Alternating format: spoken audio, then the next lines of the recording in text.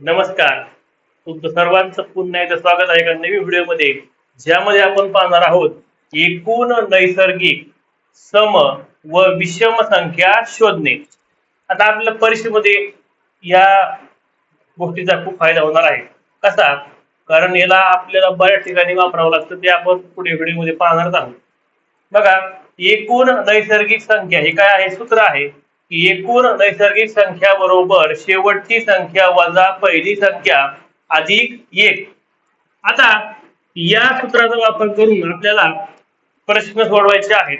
तर या एका सूत्रावरती आपण नैसर्गिक संख्याही काढणार आहोत, त्यानंतर समसंख्याही काढणार आहोत आणि विषम संख्याही काढणार आहोत. ते कसे ते बघा. प्रश्न आहे आपल्याकडे की 18 ते 92 पर्यंत एकूण नैसर्गिक सम व विषम संख्या किती? आता यामध्ये तो फॉर्म्युला टाकायचा आपल्याला. बरोबर, काय फॉर्म्युला आहे की एकूण नैसर्गिक संख्या बरोबर शेवटची संख्या. काय शेवट संख्या? 92 वजा पहिली संख्या. पहिली संख्या काय आहे आपल्याकडे? 18 आणि अधिक 1 करायचं आहे. मग 92 वजा 18 ही जर वजाबाकी केली तर किती येते? 74 अधिक 1 किती झाले? 75. म्हणजे या आपल्या काय आल्या? एकूण नैसर्गिक संख्या. एकूण नैसर्गिक संख्या ज्या आहेत ते आपल्या किती आलेले आहेत? 75. आता आपल्याला काढायचं आहे की सम किती आणि विषम किती. तर आपण काय करणार की या 75 ला घ्यायचं आणि याला 2 ने भाग द्यायचा. 2 ने भाग दिल्यानंतर जो भाग पूर्ण जाईल तो या दोन ठिकाणी लिहायचा आहे. त्या भाग बे एक बे बेत्रिक 6 खाली उरले 1 आणि बे साती 14 परत खाली 1 उरेल. पण जो भाग पूर्ण जाईल तो या ठिकाणी लिहून घ्यायचा आहे. आता जी एक बाकी उरली ती तुम्ही वरती खाली कुठेही लिहा. फक्त उत्तर काढताना काय करायचे की आपण जर प्लस म्हणून वरती लिहिलेलं आहे तर हे किती झाले? 38. आता आपल्याकडे 75 भागिले 2 केल्यानंतर एक भाग आलाय 37 आणि एक किती आलेला आहे? 38. आता हे जास्त कमी का झाले? कारण या ठिकाणी काय आहे? संख्या विषम संख्या आहे आणि याला आपण 2 ने भाग दिल्यामुळं समसमान भाग होणार नाहीये. तर 2 भाग कोणते आले आपल्याकडे? दोन्हीकडे आपण लिहिलं बघा. 37 लिहिलं. या दोन्ही मध्ये प्लस 1 का केला? कारण जर भाग दिल्यानंतर एक बाकी आपली उरते, मग ती इथं प्लस 1 केली. आता 38 आल्यानंतर याच्यामध्ये सम कोणत्या आणि विषम कोणत्या? तर दिलेल्या प्रश्नामध्ये जर दोन्ही संख्या सम असतील तर जे जास्त आपलं आलेलं आहे त्या काय असणार आहे? आपल्या एकूण समसंख्या. आणि जे आपलं कमी आलं आहे ते काय असणार आहे? आपलं एकूण विषम संख्या. समजले? आता याच्यावरून आता आपल्याला अजून काही उदाहरण म्हणजे ट्राय करायचे आहे जेणेकरून आपल्याला अजून समजेल की याच्यामध्ये अजून काय करता येईल. ओके, तर पुढचं एक्झाम्पल आहे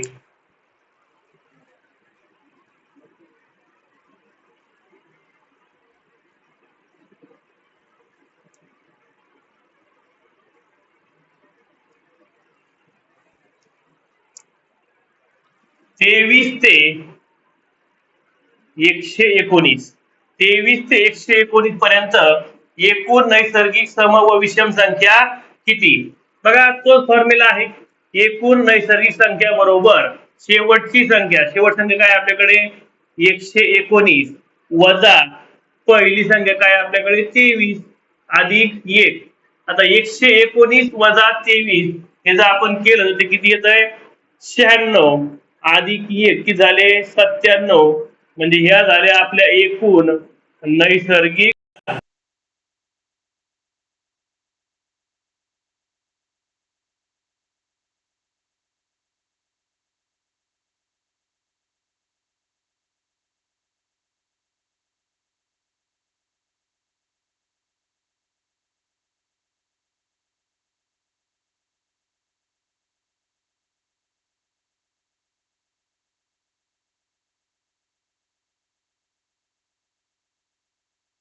जर आपण वरती जर एकूण समसंख्या लिहित असू तर आपल्याला +1 करताना विचार करावा लागेल तो पुढे दिला पाहिजे.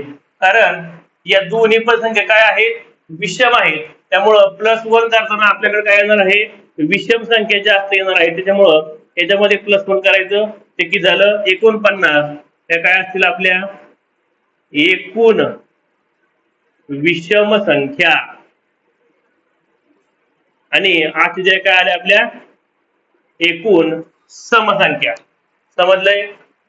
जर दोन्ही पण जर आपल्या विषम संख्या असतील तर मात्र आपल्याकडे जे एकूण विषम संख्या येणार आहेत त्या जास्त येतील आणि ज्या आपल्याकडे कमी येणार आहेत ते काय असतील, समसंख्या असतील. आणि पाठीमागच्या उदाहरणामध्ये आपण काय पाहिलं होतं की त्या दोन्ही संख्या काय होत्या, सम होत्या.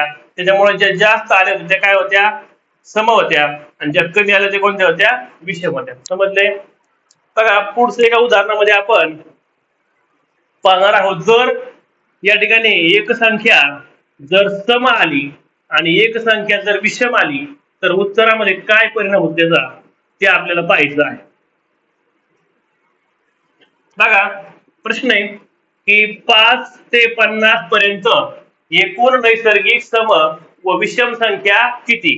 आता त्याच्यामध्ये एक संख्या सम आली एक विषम आली, याच्यामुळं एक विषम आली एक सम आली, याच्यामुळं काय होतं बघा, एकूण नैसर्गिक संख्या बरोबर शेवटची संख्या किती आहे, 50. पहिली किती आहे 5 अधिक 1. आता 50 मधून 5 गेले 45 अधिक 1 किती आले 46. या झाल्या आपल्या एकूण नैसर्गिक संख्या. आता त्यानंतर या ठिकाणी एकूण नैसर्गिक संख्या किती आले 46. याला आपण 2 ने भाग देतो आणि जर याला 2 ने भाग दिला याला भाग पूर्ण जाईल, बाकी उरणार नाही. बेग बे बेदुने 4 आणि बेत्रिक 7 23 हा भाग दोन्हीकडे पण आपलं काय होणार आहे, समान जाणार आहे. म्हणजे आपल्याला या 46 चे 2 भाग केले ते किती होतात 23 आणि 23. म्हणजे आपल्या काय आलेल्या आहेत, एकूण समसंख्या 23 आल्या आणि एकूण विषम संख्या पण किती आलेल्या आहेत 23.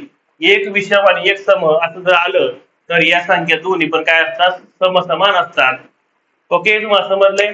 आपण नेक्स्ट व्हिडिओ मध्ये पाहणार आहोत की याचा वापर करून आपल्याला यांच्या एकूण नैसर्गिक संख्यांची बेरीज, एकूण समसंख्यांची बेरीज आणि एकूण विषम संख्यांची बेरीज कशा प्रकारे काढायची. तर तोपर्यंत हा पार्ट व्यवस्थित पहा. हा तुम्हाला समजला असेल. जर याच्यामध्ये काही शंका असेल तर कमेंट मध्ये सांगा. ओके, ठीक आहे. लाईक करा, शेअर करा, कमेंट करा आणि सबस्क्राईब करा. धन्यवाद.